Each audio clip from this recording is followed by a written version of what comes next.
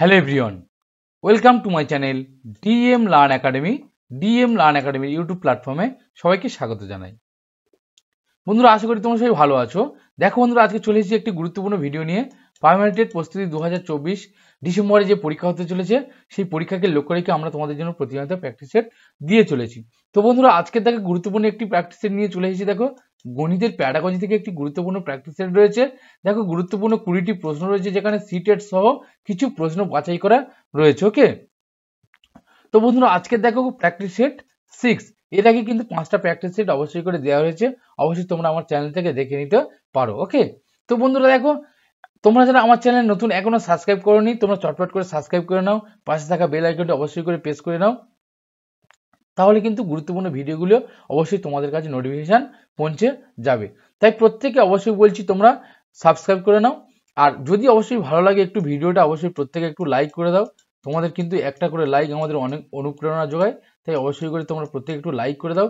সঙ্গে সঙ্গে বন্ধুদের মধ্যে একটু শেয়ার করে দাও, এবং কোথাও কোনো যদি সমস্যা থাকে তাহলে কমেন্টে জানাতে ভুলবে না। আর তোমরা যারা ভাবছো সমস্ত কিন্তু ভিডিওর পিডিএফগুলো অবশ্যই তোমরা পেতে চাচ্ছ, তোমরা অবশ্যই পিডিএফগুলো পেয়ে যাবে। তোমরা আমার টেলিগ্রাম গ্রুপে যুক্ত হয়ে যাও, এবং আমার হোয়াটসঅ্যাপ গ্রুপ রয়েছে, সেই গ্রুপ কিন্তু অবশ্যই তোমরা যুক্ত হয়ে যেতে পারো।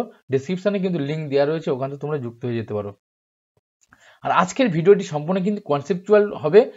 প্রত্যেকটা প্রশ্ন আমরা ধরে ধরে কনসেপ্ট নিয়ে আলোচনা করব, ডিটেলসে আলোচনা করব। এই প্রত্যেককে বলছি অবশ্যই স্কিপ না করে শেষ পর্যন্ত তোমরা দেখতে থাকো। আশা করছি আজকের ভিডিওটি তোমাদের জন্য খুবই হেল্পফুল হবে। তাই প্রত্যেক বলছি তোমরা অবশ্যই করে শেষ পর্যন্ত দেখো। ওকে, এবং বন্ধুদের মধ্যে একটু শেয়ার করে দাও, তারাও যাতে উপকার পায় আমার এই ভিডিও দেখে। এবং অবশ্যই করে তোমরা যারা ভিডিওটি দেখছো এবং তোমরা যারা টেট পরীক্ষা দেবে, সমস্ত বিষয় যদি তোমাদের কনসেপ্ট ক্লিয়ার না থাকে, তাহলে কিন্তু তোমরা অবশ্যই পরীক্ষা পাস করতে পারবে না। দেখো, বিগত 2 বছর যে 22 সালে এবং 23 সালে যে সকল প্রশ্নগুলো এসেছিল, একদম সম্পূর্ণ কনসেপচুয়াল কোশ্চেন। সেই কোশ্চেনগুলো কিন্তু কনসেপ্ট না বা একদম ফ্রেশ ধারণা না থাকলে কিন্তু কেউ উত্তর করতে পারবে না। তাহলে আগে আমাদের দরকার কনসেপ্টটা ক্লিয়ার করা। তাই প্রত্যেকে বলছি অবশ্যই করে কিন্তু কনসেপ্টটা ক্লিয়ার। আজকে তোমরা আমার এই ভিডিও যে প্রশ্নগুলো রয়েছে দেখলে অবশ্যই কিছুটা ক্লিয়ার হয়ে যাবে। তাই প্রত্যেকে বলছি অবশ্যই শেষ পর্যন্ত তোমরা দেখতে থাকো। চলো বেশি কথা না বাড়িয়ে শুরু করি। আজকের যে গুরুত্বপূর্ণ 20টি প্রশ্ন রয়েছে, কি কি প্রশ্ন রয়েছে আমরা দেখে নিই, এবং সম্পূর্ণ আমরা ডিটেলসে আলোচনা করব কনসেপচুয়াল প্রশ্নগুলো। দেখো, প্রথম প্রশ্নটা কি বলেছে, গণিতের প্রকৃতির ক্ষেত্রে নিচের কোন বিবৃতিটি সত্য নয়। দেখো, নেগেটিভ প্রশ্ন বলেছে। নেগেটিভ প্রশ্ন যখন বলবে তখন অবশ্যই করে কিন্তু আমাদেরকে মাথায় রাখতে হবে যেগুলো সঠিক রয়েছে এই প্রশ্নের ক্ষেত্রে, অর্থাৎ গণিতের প্রকৃতির ক্ষেত্রে কোনগুলো সঠিক সেগুলোকে আমরা আইডেন্টিফাই করব, প্রথমে এলিমিনেট করে দেব, তারপরে কিন্তু আমরা দেখে নেব যে কোনটা সঠিক নয়। ঠিক আছে, তাহলে এলিমিনেশন প্রসেসটা কিন্তু একটা গুরুত্বপূর্ণ প্রসেস, যে সঠিক উত্তরটি খুঁজে বের করার। দেখো, প্রাথমিক স্তরে গণিত হলে মূর্ত বিমূর্তকরণের প্রয়োজন নেই। তারপর হচ্ছে গণিত বিশেষ শব্দ ভাণ্ডার ব্যবহার করে ধারণাগুলিকে সুনির্দিষ্টভাবে আদান প্রদান করে। গাণিতিক জ্ঞান নির্মাণে যুক্তি প্রদর্শন ক্ষমতা গুরুত্বপূর্ণ। গাণিতিক ধারণার প্রকৃতিতে শ্রেণীবদ্ধ। দেখো, এই প্রত্যেকটা যে অপশন রয়েছে, অপশনগুলো আমরা একটু বিশ্লেষণ করে নেব। গাণিতিক ধারণার প্রকৃতিতে শ্রেণীবদ্ধ, অর্থাৎ সীমাবদ্ধ নয় কিন্তু শ্রেণীবদ্ধ। অর্থাৎ গাণিতিক যে ধারণাগুলো সেগুলো কিন্তু একটা একটা বিভিন্নভাবে শ্রেণীবদ্ধ হয়ে থাকে। তাহলে এটা কিন্তু সঠিক হইলো গণিতের প্রকৃতির ক্ষেত্রে। তারপরে গাণিতিক জ্ঞান নির্মাণে যুক্তি প্রদর্শন। একটা যুক্তি একটা গণিতের ক্ষেত্রে কিন্তু একটা গুরুত্বপূর্ণ বিষয়, যেখানে তোমরা যুক্তিটা দেখতে পাবে। সেই যুক্তি থাকলে তোমরা কিন্তু সেই অপশনটা নিয়ে একটু ভাববে। দেখো, জ্ঞান নির্মাণে যুক্তি প্রদর্শন ক্ষমতার একটা গুরুত্বপূর্ণ, অবশ্যই কিন্তু এটা হচ্ছে গণিতের প্রকৃতির ক্ষেত্রে একটা গুরুত্বপূর্ণ বিষয়। তারপরে দেখো, বিটটা যদি আমরা দেখি, গণিত বিশেষ শব্দ ভাণ্ডার ব্যবহার করে এই ধারণাগুলিকে সুনির্দিষ্টভাবে আদান প্রদান করে। অবশ্যই গণিত কিন্তু বিশেষ শব্দ ভাণ্ডার ব্যবহার করে, সেই শব্দ ভাণ্ডারের মধ্যে দিয়ে যে বিভিন্ন ধারণাগুলি নিয়ে একে অপরের মধ্যে কিন্তু তারা আদান প্রদান করে। তাহলে এটা কিন্তু সঠিক হয়ে গেল। তারপর দেখো, প্রাথমিক স্তরে গণিত হলো মূর্ত, বিমূর্তকরণের প্রয়োজন নেই। দেখো, অবশ্যই প্রাথমিক স্তরে গণিত কিন্তু মূর্ত রাখতে হবে, কিন্তু ধীরে ধীরে সেগুলোকে বিমূর্তকরণের জায়গায় নিয়ে যেতে হবে। কিন্তু এখানে বলেছে দেখো, বিমূর্তকরণের প্রয়োজন নেই। তাহলে এখানে এটা কিন্তু গণিতের প্রকৃতির ক্ষেত্রে সঠিক নয়। তাহলে আমরা সঠিক উত্তরটি পেলাম, দেখো এরটা। ওকে, তারপরে দেখো, গণিত পাঠ্যক্রমের একটি নীতি। গণিত পাঠ্যক্রমের একটি নীতি হলো, গণিত পাঠ্যক্রমের নীতি কোনটি? দেখো, ভৌগোলিক নীতি নির্ধারণ। এটা হচ্ছে ভৌগোলিক হবে। ওকে, ভৌগোলিক হবে, একটু মিস্টেক আছে স্পেলিং। ভৌগোলিক, ভৌগোলিক নীতি নির্ধারণ, প্রাকৃতিক সম্পদের হিসাব নিকাশ, হিসাব নিকাশ। ওকে, প্রাকৃতিক সম্পদের হিসাব নিকাশ, প্রাকৃতিক সম্পদের হিসাব নিকাশ দুটো একসঙ্গে একই পড়ে গেছে এখানে। তারপরে দেখো প্রাকৃতিক নিয়মাবলীর উত্তম ব্যাখ্যায় সহায়তা করা। দেখো পাঠ্যক্রম, গণিত পাঠ্যক্রম একটা নীতি, গণিত পাঠ্যক্রম যেখানে প্রাকৃতিক, যেহেতু গণিতের একটা বাস্তবিক দিককে ফলো করে, তাহলে আমাদের যে প্রাকৃতিক দিক যখন বলবে তখন যে প্রাকৃতিক যে নিয়মাবলী রয়েছে সেই নিয়মাবলীর উত্তম ব্যাখ্যা, যেমন বিভিন্ন আমরা মাপযোগের ক্ষেত্রে কিন্তু আমরা গণিত প্রয়োজন হয়, এগুলো মাথায় রাখতে হবে। বিভিন্ন অঙ্কে হিসেব নিকেশের ক্ষেত্রে কিন্তু গণিত, তার অর্থাৎ প্রাকৃতিক নিয়মাবলীর যে উত্তম ব্যাখ্যা, যে নিয়মগুলো রয়েছে তার কিন্তু উত্তম ব্যাখ্যা হচ্ছে কি গণিত। ওকে, তাহলে এখানে সঠিক উত্তরটি হচ্ছে ডিটা। চলো নেক্সট পরেরটা দেখো, 3 নম্বর প্রশ্ন কি বলেছে, নিচের কোনটি গাণিতিক যুক্তির সূচক। দেখো গাণিতিক যুক্তির সূচক কোনটি বলেছে, গাণিতিক সংজ্ঞা প্রদান করার ক্ষমতা, একটি গাণিতিক পদ্ধতির জন্য একটি ন্যায্যতা প্রদান করার ক্ষমতা, দক্ষতার সাথে গণনা করার ক্ষমতা, বিভিন্ন পরিস্থিতিতে সঠিক সূত্র স্মরণ করার ক্ষমতা। দেখো সূত্র স্মরণ করার ক্ষেত্রে কিন্তু আমরা কোনোভাবেই এখানে একটা সূচক হিসেবে ধরবো না, কারণ গণিতের ক্ষেত্রে সূত্রকে মনে রাখাটা কোনো রকমভাবে একটা বিষয় নয়। তারপরে হচ্ছে দক্ষতার সাথে গণনা করার ক্ষমতা, গণনা করার ক্ষমতাটা হতে পারে একটু, কিন্তু সঠিক যেটা এখানে কিন্তু গণনাটা খুব ভালোভাবে আমরা এখানে যুক্তির সূচক হিসেবে ধরতে পারি না। ওকে, তারপর দেখো একটি গাণিতিক যুক্তি পদ্ধতির একটি ন্যায্যতা প্রদান করার ক্ষমতা আর সংজ্ঞা প্রদান। দেখো সংজ্ঞা প্রদানটা কিন্তু গণিতিক যুক্তির ক্ষেত্রে, যুক্তির অর্থাৎ একটা তার মধ্যে একটা ন্যায্যতা থাকবে, একটা নির্দিষ্ট পদ্ধতির মাধ্যমে দিয়ে এগিয়ে যাবে। সংজ্ঞাটা কিন্তু গণিতের ক্ষেত্রে, গণিতের যুক্তির ক্ষেত্রে বিশেষ করে খাটে না, তাহলে এটাকে আমরা এলিমিনেট করে দেবো। তারপরে দেখো পড়ে থাকলো কি, একটি গাণিতিক পদ্ধতির জন্য একটি ন্যায্যতা প্রদান করার ক্ষমতা, একদম সঠিক। দেখো এটা একটি গাণিতিক পদ্ধতির জন্য একটি ন্যায্যতা প্রদান করার ক্ষমতা। 4 নম্বর প্রশ্ন কি বলছে, দেখো একটি শিশুর মধ্যে বিকশিত হওয়ার জন্য প্রাথমিক পর্যায়ে জ্যামিতি শিখন ও শিখনের উদ্দেশ্য কি। একটা শিশুর বিকশিত হওয়ার জন্য জ্যামিতি কেন আমরা শিখবো বা কেন শেখাবো তাদেরকে, দেখো দৃশ্য ও স্থানিক যুক্তি সম্পর্কিত ধারণা, মৌলিক জ্যামিতিক ধারণা সম্পর্কে বোঝা, যৌক্তিক যুক্তির ক্ষমতার বিকাশ, উপরে সবকটি। দেখো অবশ্যই করে দৃশ্য স্থানিক যুক্তি সম্পর্কিত ধারণা জ্যামিতির মাধ্যমে প্রকাশ হয়, মৌলিক জ্যামিতিক ধারণা অবশ্যই বোঝা যায়, তাদেরকে জ্যামিতিক শেখাতে হবে এই কারণে। আর যৌক্তিক ক্ষমতার বিকাশ অবশ্যই করে জ্যামিতিক শিক্ষণের মাধ্যমে কিন্তু ঘটে থাকে, তাহলে এখানে সঠিক উত্তরটি হয়ে গেল ডিটা। ওকে, চলো পরেরটা দেখো বলেছে যদি দুইটি বৃত্তের কেন্দ্রের মাঝের দূরত্ব তাদের ব্যাসার্ধের যোগফল থেকে কম হয় তাহলে বৃত্ত দুটি, দেখো ভেতরে স্পর্শ করবে, বাইরে স্পর্শ করবে, পরস্পরকে ছেদ করবে, কোনোটি নয়। দেখো খুবই গুরুত্বপূর্ণ একটা প্রশ্ন, আমি এখানে 3টে রেখেছি বৃত্ত, দেখো 3টে সেট রেখেছি। বলেছে দুটি বৃত্তের কেন্দ্রের মাঝের দূরত্ব, অর্থাৎ যদি আমরা এটা এখানে দেখো কেন্দ্র ধরি আর এটা যদি কেন্দ্র ধরি, ওকে, এই যে কেন্দ্র যে দূরত্ব, এই দূরত্বটা ব্যাসার্ধের যোগফলের যদি কম হয়, অর্থাৎ এর যে এখান থেকে যে ব্যাসার্ধ এবং এর যে এখান থেকে ব্যাসার্ধ রয়েছে, হ্যাঁ, এখান থেকে যদি আমরা এটা যুক্ত করে দিই, এখান থেকে যদি আমরা এটা এখান থেকে এরকম যুক্ত করি, তাহলে এখান থেকে এর যে ব্যাসার্ধ রয়েছে এই দুটো যোগফল যদি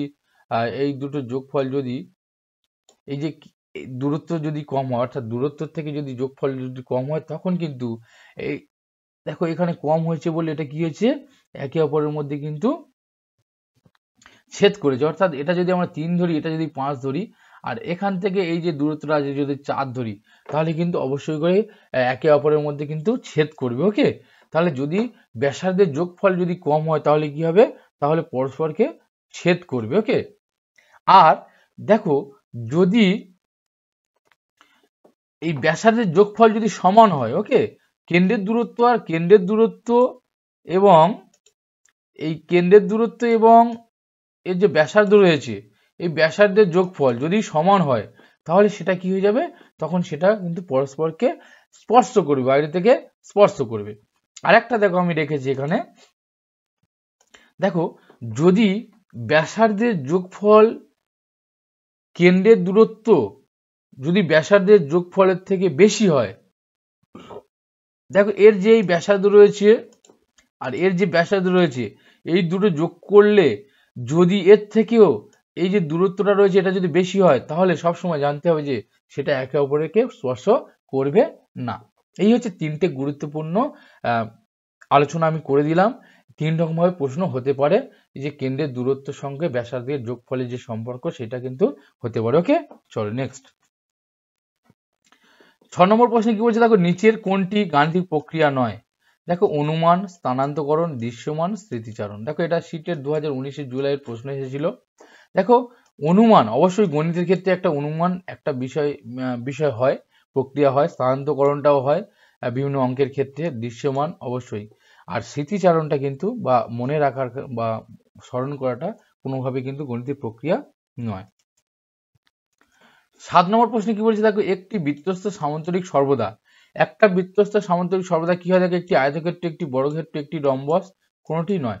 দেখো একটা বৃত্ত, তার মধ্যে যদি আমি একটা সামান্তরিক এইভাবে আমি যদি আঁকি, তাহলে দেখো এটা কি হয়ে যাচ্ছে, যেভাবেই আমরা আঁকি না কেন, যেভাবেই আঁকি না কেন আমরা, এটা কিন্তু দুটো বাহু পরস্পর সমান এবং বিপরীত বাহুগুলি পরস্পর সমান এবং সমান্তরাল হবে, এবং এই কোণগুলো কি হবে, এই কোণগুলো কিন্তু পরস্পর একটা 90 ডিগ্রি হয়ে যাবে। ওকে, যদি এর চারটে বাহু সমান হতো তাহলে কি হতো, বড় ক্ষেত্র, কিন্তু দেখো দুটো বাহু বড় দুটো বাহু ছোট, তাহলে এটা কি হয়ে যাচ্ছে দেখো, একটা আয়ত ক্ষেত্র। ওকে, নেক্সট। দেখো অ্যাসেসমেন্ট হলে, অ্যাসেসমেন্ট কি, পরিমাণগত, গুণগত, পরিমাণগত এবং গুণগত উভয়, কোনটি না। দেখো অ্যাসেসমেন্টের মধ্যে দিয়ে কিন্তু যেমন পরিমাণগত মাপ করা যায়, তেমনি গুণগত কিন্তু মাপ করা যায়, তাহলে এটা হচ্ছে কি পরিমাণগত ও গুণগত উভয়। নেক্সট, পরেরটা কি বলেছে, নিচের কোন বিবৃতিটি সত্য নয়? দেখো কোনটা সত্য নয় বলেছে এখানে, দুটি সংখ্যার লসাগু এর একটি উৎপাদক হলো তাদের গসাগু। তার দুটো সংখ্যার লসাগু আমরা যদি দেখে নিই, দেখো 5 আর 10, এই দুটো লসাগু যদি আমরা করি, দেখো যদি 5 দিয়ে দিই, দেখো 5 একে 5, 5 দুগুণে 10, যদি আমরা এই লসাগু করি তাহলে কত হবে, 5 গুণ 2 সমান 10। এবার দেখো এর একটি উৎপাদক হলো তাদের গসাগু, অবশ্যই দেখো 5 দিয়ে কিন্তু 10 কে যায়, 5 কে যায়, তাহলে এর দুটোর উৎপাদক একটা গসাগু, তাহলে এটা কিন্তু সঠিক। তারপর হচ্ছে তিনটি জোড় সংখ্যার যোগফল সর্বদা বিজোড় সংখ্যা। দেখো তিনটে যোগ সংখ্যার আমরা যদি যোগফল করি, 4 যোগ 6 যোগ 8, তাহলে দেখো আমরা কি পাচ্ছি, 8 6 14, 14 4 18। দেখো তিনটে জোড় সংখ্যার কিন্তু যোগফল সর্বদা কিন্তু যোগ সংখ্যা হয়, তাহলে এটা কিন্তু সত্য নয়, এটা কিন্তু সত্য নয়। তাহলে আমাদের সঠিক উত্তরটি কি হলো দেখো, বিটটা। শীটটা কি বলছে দেখো, একটি জোড় সংখ্যা একটি বিজোড় সংখ্যার যোগফল বিজোড় সংখ্যা হবে। তাহলে একটা যোগ সংখ্যা যদি আমরা 4 ধরি, একটা জোড় সংখ্যা, প্লাস এখানে যদি আমরা 5 ধরি, তাহলে 4 5 কত হচ্ছে 9। ওকে, তাহলে অবশ্যই কিন্তু একটা বিজোড় সংখ্যা হয়। তারপরে দেখো এক অঙ্ক বিশিষ্ট মোট মৌলিক সংখ্যা 4টি রয়েছে। তাহলে এক অঙ্ক বিশিষ্ট মৌলিক সংখ্যাগুলো আমরা দেখে নেবো। দেখো 2 কিন্তু সব থেকে ছোট মৌলিক সংখ্যা, তারপরে হচ্ছে 3 মৌলিক সংখ্যা, তারপরে দেখো 5, আর তারপরে 7। দেখো কটা রয়েছে, 2 3 5 7 9 কিন্তু মৌলিক সংখ্যা নয়, যৌগিক সংখ্যা। ওকে, তাহলে 4টে রয়েছে, তাহলে এটাও কিন্তু সঠিক। চলো তাহলে সঠিক উত্তরটি এখানে কি হবে, বিটটা।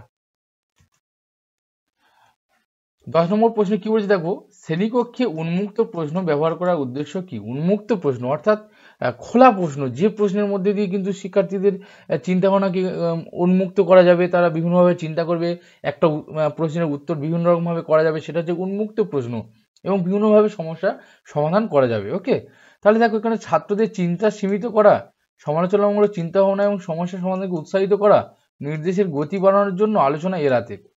দেখো উন্মুক্ত প্রশ্ন কিন্তু আলোচনা করতে, আলোচনা এড়াতে করা হয় না, তাহলে এটা কিন্তু আমরা এলিমিনেট প্রথমে করে দেবো। নির্দেশের গতি বাড়ানোর জন্য, এটা কিন্তু কোনোভাবেই নয়। তারপরে ছাত্রদের চিন্তা সীমিত করা, উন্মুক্ত প্রশ্ন কিন্তু চিন্তাকে সীমিত করে না, চিন্তাকে আরো বাড়ায়, অর্থাৎ চিন্তা করতে তাদেরকে প্রশমিত করা হয় উন্মুক্ত প্রশ্নের মধ্যে দিয়ে, তাহলে এটা কিন্তু নয়। তাহলে দেখো আমাদের সঠিক উত্তরটি কি হবে, সমালোচনামূলক চিন্তা ভাবনা এবং সমস্যা সমাধানকে উৎসাহিত করা। অবশ্যই সমালোচনামূলক চিন্তাভাবনা গড়ে তোলার জন্য কিন্তু উন্মুক্ত প্রশ্নটা ব্যবহার করা উচিত বা প্রয়োজন। 11 নম্বর প্রশ্নে কি বলেছে দেখো, আদর্শায়িত অভিজ্ঞার বৈশিষ্ট্য হলো। আদর্শায়িত অভিজ্ঞার বৈশিষ্ট্য কি থাকবে? আদর্শমান থাকবে, অবশ্যই আদর্শমান থাকবে।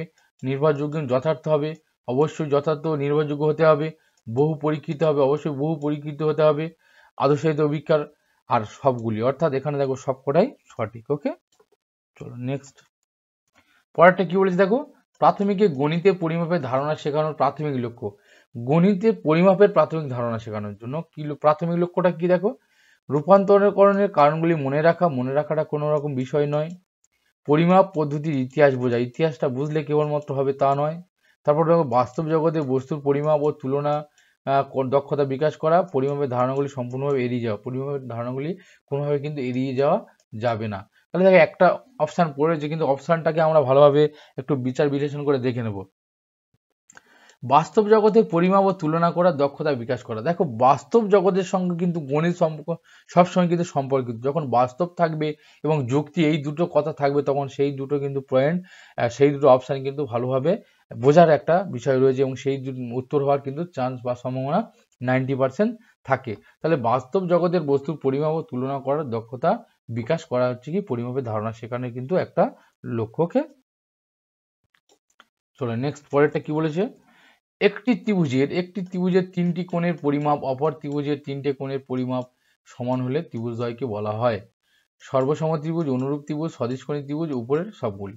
দেখো একটি ত্রিভুজের যখন তিনটে কোণ আর অপর ত্রিভুজের তিনটে কোণ সমান হবে, একটি ত্রিভুজের তিনটে কোণের পরিমাপ অপর ত্রিভুজের তিনটি কোণের পরিমাপ সমান হয়, তাহলে এইটা যখন হবে কোণগুলি, ওকে, কোণগুলি যখন সমান হবে, তখন যখন কোণগুলি সমান হবে তখন সেটা হয়ে যাবে কি একই, অর্থাৎ সদিশকোণী ত্রিভুজ। ওকে, তখন হয়ে যাবে সদিশকোণী ত্রিভুজ। আর সর্বসমতার সূত্র তোমরা জানো অবশ্যই করে, S A S, S S S, A S S, A S A, এই যে সূত্রগুলো, অর্থাৎ বাহু কোণ বাহু, আবার কোণ বাহু কোণ, এই যে সূত্রগুলো, সেই সূত্রগুলো অবশ্যই তোমরা ভালো করে করে রাখবে। সেগুলো কিন্তু একটা গুরুত্বপূর্ণ দিক হতে পারে, এরকম ভাবে প্রশ্ন তোমাদেরকে দিতে পারে। ওকে, চলো পরেরটা। 14 নম্বর প্রশ্ন কি বলেছে, এনসিএফ 2005 অনুযায়ী সংখ্যা শিক্ষা ও তাদের উপর অপারেশন, পরিমাপ, পরিমাণ ইত্যাদি প্রাথমিক স্তরে পূরণ করে। এটি হলো, তাহলে সংখ্যা শিক্ষা এবং তাদের কেবলমাত্র সংখ্যা শিক্ষা, তাদের যে অপারেশন, পরিমাপ, পরিমাণ, এগুলো পূরণ করে 2005 অনুযায়ী হচ্ছে গণিত শেখানোর সংকীর্ণ লক্ষ্য, গণিত শেখানোর উচ্চ লক্ষ্য, শিশুর চিন্তা প্রক্রিয়া গণিত করার লক্ষ্য রাখুন, গুরুত্বপূর্ণ গণিত শেখানোর লক্ষ্য। দেখো সিটের 2014 সেপ্টেম্বরের প্রশ্ন এসেছিল এটা। দেখো যখন সংখ্যা শিক্ষা এবং তার পরিমাপ, পরিমাণ ইত্যাদি অপারেশন যে পূরণ করে প্রাথমিক স্তরে পূরণ করে, সেটা কিন্তু এনসিএফ 2005 অনুযায়ী এটা কিন্তু সংকীর্ণ বা ক্ষুদ্রতম লক্ষ্যের উপর ফেলা হয়। ওকে, চলো নেক্সট। বলেছে একটি শিক্ষক যদি শিক্ষার্থীদের ভগ্নাংশের ধারণা শেখাতে চান, আপনি একজন শিক্ষক ভগ্নাংশের ধারণা শেখাতে চাচ্ছেন, তাহলে নিচের কোন পদ্ধতি সবচেয়ে কার্যকরী হবে? সবসময় নিজেকে শিক্ষক ভেবে কিন্তু এইসব যে প্যাডাগজির প্রশ্নগুলো, নিজেকে শিক্ষক ভেবে কিন্তু প্রশ্নগুলো নিতে হবে। তাহলে আপনি কিভাবে শেখাবেন বা তুমি কিভাবে শেখাবে, সেই জিনিসটা কিন্তু নিজের মধ্যে দিয়ে প্রকাশিত বা বেরিয়ে আসবে। ঠিক আছে, দেখো প্রথমে ব্ল্যাকবোর্ডে লিখুন, তারপর ধারণাটি সম্পর্কে শেখান। বিভিন্ন প্রকার ভগ্নাংশের লব ও হরের পরিচয় প্রদান করা। 3 জন ও 3 জনের বেশি শিক্ষার্থীর মধ্যে দুটি বস্তু বিতরণ করার পরিস্থিতি প্রদান করুন, তারপর ভগ্নাংশ শেখান। ব্ল্যাকবোর্ডে এক্স বাই ওয়াই এর আকারে লিখুন, যেখানে ওয়াই নট ইকুয়াল টু 0, তারপর ভগ্নাংশটি শেখান। দেখো এখানে সিটটা আমি মনে করছি, দেখো 3 জন ও 3 জনের বেশি শিক্ষার্থীর মধ্যে দুটি বস্তু বিতরণ করার পরিস্থিতি প্রদান করা, অর্থাৎ ক্লাসরুমের মধ্যে একটা বাস্তবিক পরিস্থিতি তৈরি করা, যেখানে 3 জন বা 3 জনের বেশির মধ্যে দুটি বস্তু কিন্তু ভাগ করে দেওয়া হবে, এই তারপরে কিন্তু তাদের ভগ্নাংশ শেখানো হবে। অর্থাৎ এখানে শিক্ষার্থীদের সক্রিয়তাটাও বাড়বে এবং এটা একটা বাস্তবিক উদাহরণ হিসেবে কিন্তু অবশ্যই এই ভগ্নাংশটা প্রথমে শেখানো দরকার রয়েছে। তাহলে এখানে সঠিক উত্তরটি কি হবে? সিটটা। ওকে, এটা সবথেকে কার্যকর। এগুলো কিন্তু অন্যান্য যেগুলো রয়েছে বোর্ডে, ব্ল্যাকবোর্ডে লিখে তারপর ধারণাটি শেখানো অবশ্যই হতে পারে। বিভিন্ন প্রকার হর লবের পরিচয় অবশ্যই প্রদান করতে হবে, কিন্তু এগুলো পরে করবো আমরা। আগে এই যে বাস্তবিক উদাহরণ বা বাস্তবিক তাদের হাতে কিছু দিয়ে সেগুলো দিয়ে সেইভাবে কিন্তু করাটা আগে আমাদেরকে করতে হবে, সেগুলোর ক্ষেত্রে বেশি কার্যকরী হবে। ওকে, চলো নেক্সট। 16 নম্বর প্রশ্নে কি বলেছে, সংখ্যা ধারণার ক্ষেত্রে কোনটি প্রাথমিকের সাথে সম্পর্কিত নয়। সংখ্যা ধারণার ক্ষেত্রে কোনটি প্রাথমিকের সাথে সম্পর্কিত নয়। দেখো পরিমাপ, শ্রেণীবিভাগ, শ্রেণী অন্তর্ভুক্তি, সংরক্ষণ। পরিমাপ অবশ্যই, শ্রেণীবিভাগ, শ্রেণী অন্তর্ভুক্তি আর সংরক্ষণ। দেখো পরিমাপটা কিন্তু অবশ্যই সংখ্যা ধারণার সঙ্গে সম্পর্কিত, শ্রেণী বিভাগটাও সংখ্যার মধ্যে শ্রেণীবিভাগ করা যায় আর শ্রেণীর অন্তর্ভুক্তিও করা যায়। সংরক্ষণটা কিন্তু এখানে সংখ্যা ধারণার ক্ষেত্রে কিন্তু এটা কোনো রকমভাবে সম্পর্কিত নয়। পরেরটা, নিচের কোন বিবৃতিটি সত্য নয়। নিচের কোন বিবৃতি সত্য নয়। দেখো সমস্ত মৌলিক সংখ্যা বিজোড় সংখ্যা, অসীম সংখ্যক মৌলিক সংখ্যা আছে, একটি মৌলিক সংখ্যার মাত্র 2টি গুণনীয়ক, মাত্র 4টি এক অঙ্কের মৌলিক সংখ্যা আছে। তাহলে সমস্ত মৌলিক সংখ্যা বিজোড়। দেখো মৌলিক সংখ্যাগুলি যদি আমরা দেখি, মৌলিক সংখ্যা 2, 3, 5, 7 এইভাবে যদি শুরু হয়, তাহলে দেখো 2টা কিন্তু প্রথমে রয়েছে, তাহলে এটা হচ্ছে কি জোড় সংখ্যা, তাহলে এটা কিন্তু কোনোভাবে সত্য নয়। তাহলে প্রথম একদম দেখো প্রথম অ্যান্সারটা কিন্তু আমাদের সঠিক হয়ে যাচ্ছে। বাকিগুলো দেখি অসীম সংখ্যক মৌলিক সংখ্যা আছে। দেখো 2, 3, 5, 7, তারপরে কি হচ্ছে 11, 13, এইভাবে কিন্তু অসীম সংখ্যক মৌলিক সংখ্যা আছে। ওকে, আপ টু ইনফিনিটি পরপর আমরা যত সংখ্যা যাব তত মৌলিক সংখ্যা রয়েছে। একটি মৌলিক সংখ্যার মাত্র 2টি গুণনীয়ক। অবশ্যই একটা মৌলিক সংখ্যা যদি আমরা 3 ধরি, দেখো এর মাত্র 2টি গুণনীয়ক, একটা হচ্ছে 1 এবং একটা হচ্ছে 3। ওকে, আর দেখো মাত্র 4টি এক অঙ্কের মৌলিক সংখ্যা রয়েছে। এর একটু আগে আমি দেখালাম, দেখো 2 মৌলিক সংখ্যা, 3, 5 আর 7। এরপরে দেখো সব 2 অঙ্কের চলে যাচ্ছে। তাহলে 4টে দেখো এখানে এক অঙ্কের মৌলিক সংখ্যা আছে, তাহলে এটাও কিন্তু সঠিক। তাহলে এই 3টে সঠিক আর একটা হচ্ছে সত্য নয়। তাহলে কোনটা? 8টা। ওকে, চলো নেক্সট। বলছে নিম্নলিখিত সেটগুলির মধ্যে কোনটি গণিতের সমস্যা সমাধানের কৌশল। দেখো মুখস্থ, অনুমান, পরীক্ষা, অঙ্কন। দেখো মুখস্থ কিন্তু গণিতের ক্ষেত্রে কোনো রকমভাবে একটা সমস্যা সমাধানের কৌশল নয়। তাহলে যেখানে যে শেডের মধ্যে মুখস্থ থাকবে সেটা আমরা প্রথমে এলিমিনেট করে দেবো। তাহলে এটা করে দিলাম, এটাও তাকে এলিমিনেট করে দেবো, মুখস্থ রয়েছে যেহেতু। অঙ্কন, ফিরে কাজ, রোটে শেখার। দেখো অঙ্কন, ফিরে কাজ মানে এগুলো প্র্যাকটিস, আবার কাজ, রোটে শেখার মানে একটা নির্দিষ্ট রুলসে শিখতে হবে। তারপরে দেখো যুক্তি, পরিবর্তনশীল ব্যবহার করে একটি প্যাটার্ন সন্ধান করে। দেখো সব থেকে আমার গুরুত্ব মনে হচ্ছে সেটা হচ্ছে যেখানে একটা যুক্তি, পরিবর্তনশীল ব্যবহার মানে বিভিন্ন রকমভাবে ব্যবহার করতে হবে আর একটা নির্দিষ্ট প্যাটার্নে কিন্তু শেখা একটা বিষয় রয়েছে। তাহলে এখানে সঠিক উত্তরটি ডিটা। দেখো 19 নম্বর প্রশ্নে কি বলেছে, জ্যা সম্পর্কিত নিচের কোন বিবৃতিটি সত্য নয়। জ্যা সম্পর্কিত নিচের কোন বিবৃতি সত্য নয় বলেছে। তাহলে জ্যা যদি আমরা এটাকে কেন্দ্র ধরি, এটাকে আমরা যদি কেন্দ্র ধরি, দেখো তাহলে এটা কোন বৃত্তের, আচ্ছা এটা হচ্ছে বৃহত্তম জ্যা হবে, এটা একটু হয়ে গেছে, বৃহত্তম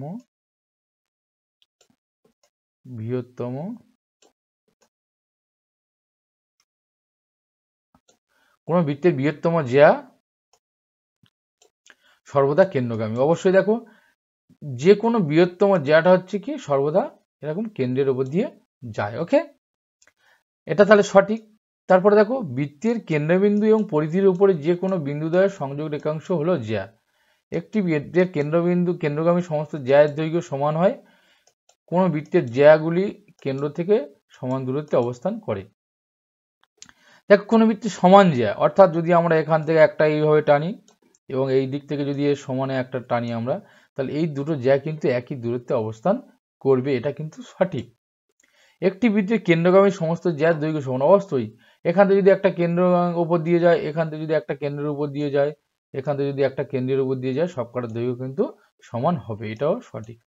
তাহলে বৃত্তের কেন্দ্রবিন্দু পরিধির উপরে যে কোনো বিন্দুদ্বয়ের সংযোগ রেখাংশ হলো জ্যা। অর্থাৎ এই কেন্দ্র থেকে যদি আমরা এখানে সংযোগ রেখাংশ করি, এটাকে কিন্তু আমরা কি, এটাকে আমরা ব্যাসার্ধ বলি, এটাকে আমরা ব্যাসার্ধ বলি। তাহলে এটা কিন্তু কোনোভাবেই জ্যা হয় না। তাহলে এখানে সঠিক নয় কোনটা, সত্য নয় কোনটা, এই বিটা। দেখো শেষ প্রশ্ন কি বলেছে, আমরা একটি ত্রিভুজ তৈরি করতে পারি না যদি আমাদের দেয়া হয় মাত্র 3টি কোণ, 2টি কোণ, একটি বাহু, মাত্র 3টি বাহু, 2টি বাহু, একটি অন্তর্ভুক্ত কোণ। দেখো ইউপিটেট 2018 এই প্রশ্নটি এসেছিল, মাত্র 3টি কোণ, 3টি কোণ, 2টি কোণ, একটি বাহু, মাত্র 3টি বাহু, 2টি বাহু, একটি। দেখো যদি দুটো বাহু দেওয়া হয়, একটা অন্তর্ভুক্ত কোণ দেওয়া হয়, কিন্তু আমরা অবশ্যই করে একটা ত্রিভুজ আঁকতে পারবো। 3টে বাহু দেওয়া হলে তিনটে বাহু দেওয়া হলে আমরা কিন্তু এইভাবে তিনটে বাহু দিয়ে আঁকতে পারবো। কোণ একটা বাহু, দুটো কোণ একটা বাহু যদি আমাদের দেওয়া হয় আঁকতে পারবো, কিন্তু মাত্র 3টি কোণ যদি দেওয়া হয় এইভাবে আমরা কিন্তু কোনো রকমভাবে বসাতে পারবো না। তাহলে এখানে সঠিক উত্তরটি কি হবে? এটা। ওকে, তো বন্ধুরা আশা করি আজকের ভিডিওটি তোমাদের খুবই ভালো লেগেছে। যদি ভালো লেগে থাকে প্রত্যেককে বলবো সুন্দর হাত দিয়ে চটপট করে একটা করে লাইক করে দাও এবং বন্ধুদের মধ্যে একটু শেয়ার করে দাও, তারাও যাতে একটু উপকার পেতে পারে তোমার বন্ধুরা। দেখো এখানে যে যার ট্যালেন্টে পাস করবে, এখানে যে তুমি যে শেয়ার করলে বন্ধুদের মধ্যে যে সে তোমার থেকে বেশি নম্বর পাবে এরকম কিছু নয়। তুমি যেভাবে তোমার কনসেপ্টটা তুমি ক্লিয়ার করবে সেইভাবে কিন্তু তুমি অবশ্যই করে পরীক্ষায় অ্যান্সার দিতে পারবে। কারণ বিগত কয়েক বছর যে প্রশ্নগুলো এসেছে তোমরা দেখেছো যে সকল প্রশ্নগুলো সম্পূর্ণ কিন্তু কনসেপচুয়াল প্রশ্ন। ওকে, তাই অবশ্যই কনসেপ্টটা ক্লিয়ার করতে হবে। তো বন্ধুদের মধ্যে একটু শেয়ার করে দাও। আর দেখো অবশ্যই প্রত্যেকে যদি ভালো লাগে লাইক করো, সঙ্গে সঙ্গে বন্ধুদের মধ্যে একটু শেয়ার করো। যদি কোথাও কোনো সমস্যা থাকে অবশ্যই কমেন্টে জানাতে ভুলবে না এবং তোমার টেলিগ্রামে যুক্ত হয়ে যাও, পিডিএফ অবশ্যই পেয়ে যাবে তোমরা সেখান থেকে। তো প্রত্যেককে আশা করি ভালো লেগেছে ভিডিওটি। যদি ভালো লাগে প্রত্যেককে অসংখ্য ধন্যবাদ জানাবো। তোমরা লাইক করে দাও, একটু প্রচুর প্রচুর তোমরা কমেন্টে জানাও এবং কোথাও কোনো সমস্যা আছে, কি ধরনের প্রশ্ন তোমরা পেতে চাচ্ছ তোমরা অবশ্যই করে জানাও। আর প্রত্যেককে ভিডিওটি দেখার জন্য অসংখ্য ধন্যবাদ জানাবো। তোমরা পরে দেখা হবে আবার নতুন একটি ভিডিও নিয়ে। ততক্ষণ তোমরা পড়তে থাকো, ভালো থাকো, প্রত্যেককে অসংখ্য ধন্যবাদ।